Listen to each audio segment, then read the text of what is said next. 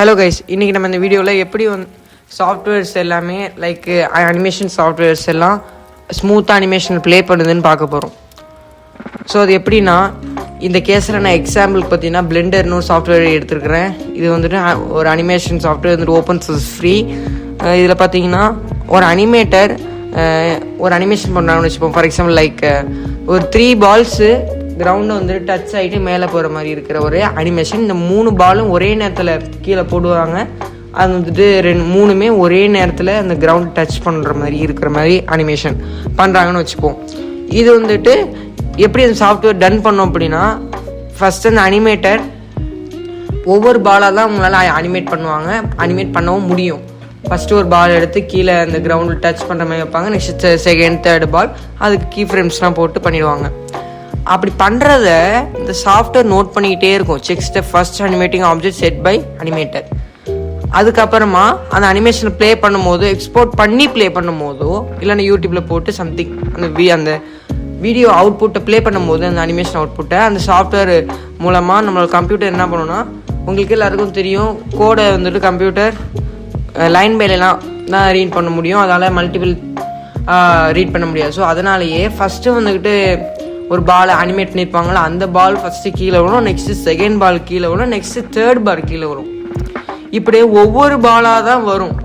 ஆனால் இது நம்மளோட கண்ணால் நோட்டிசபிள் கிடையாது, ரொம்பவே நெக்லிஜிபிள். பிகாஸ் வந்துக்கிட்டு நானோ செகண்ட்ஸில் நடக்கும். சில செகண்ட்ஸ் கிடையாது, ரொம்பவே கம்மி.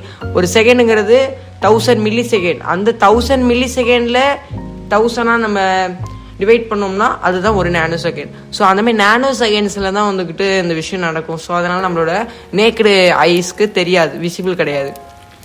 பட் இது ஒரு பாயிண்ட். சேம் டைமில் 3 பாலும் கீழே விழாது.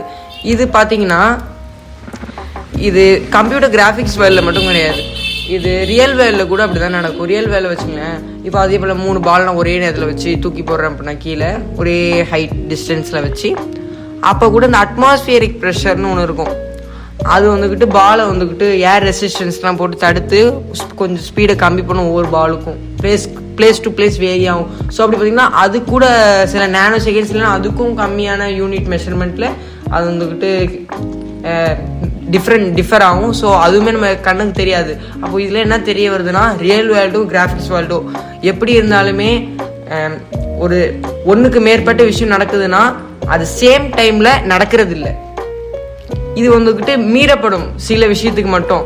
லைக் இப்போது குவாண்டம் கம்ப்யூட்டர்னு ஒன்று டெவலப் பண்ணிட்டு இருக்காங்க. கம்ப்யூட்டரை விட இன்னும் அட்வான்ஸ்டு. அதுக்கு பார்த்தீங்கன்னா மல்டி த்ரெட்ஸ் இருக்கும். அதை வச்சு அது வந்து சேம் டைமில் ரெண்டராக நிறைய வாய்ப்பு இருக்குது. அந்த 3 பாலும் ஒரே நேரத்தில் கீழே வர்ற மாதிரி. இது வந்து கிராஃபிக்ஸ் வரல. இனிமேல் வரப்போகிற காலத்தில் குவாண்டம் கம்ப்யூட்டர் வந்துச்சுன்னா வரும். அப்போ வந்துக்கிட்டு இது சாத்தியமாகும். நான் வந்துட்டு அதை பற்றி ஒரு வீடியோ போடுறேன்.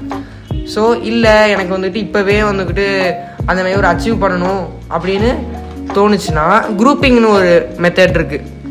குரூப்பிங்னா உங்களுக்கே தெரியும், 3 பாலையுமே நம்ம குரூப் பண்ணி ஒரே குரூப்பாக வச்சு அந்த குரூப்புக்கு வந்துட்டு நம்ம மூவ்மெண்ட் கொடுத்தோம்னா சாஃப்ட்வேர் யூஸ் பண்ணி, அப்போ வந்துக்கிட்டு அந்த 3 பாலையுமே ஒரே ஒரு பெரிய கண்டெய்னராக அது வந்துக்கிட்டு திங்க் பண்ணி அதை வந்துக்கிட்டு அதுக்கேற்ற மாதிரி சிங்கிள் கண்டெய்னராக வச்சு கீழேயும் மேலேயும் கொண்டு போய்க்கும். ஸோ அப்படி பண்ணும்போது பார்த்தீங்கன்னா சேம் டைமில் விழுவும். இது வந்துக்கிட்டு எதுக்காக சொல்கிறேன்னா, ஒரு எக்ஸாம்பிளுக்காக தான் அந்த 3 பால்ஸு ரீச்சிங் த கிரவுண்ட் அந்த டாபிக் எடுத்துருக்கிறேன், அந்த ஸ்டோரி மாதிரி எக்ஸாம்பிள். இது வந்து நிறையா விஷயத்துக்கு வந்துக்கிட்டு நம்ம எக்ஸாம்பிளாக சொல்லிக்கிட்டே போகலாம். ஸோ இதான் இந்த வீடியோ. குவாண்டம் கம்ப்யூட்டர் வரும்போது இதை பற்றி நான் இன்னும் டீட்டெயிலாக எக்ஸ்பிளைன் பண்ணி உங்கள்கிட்ட செஞ்சே கூட காமிக்கிறேன்.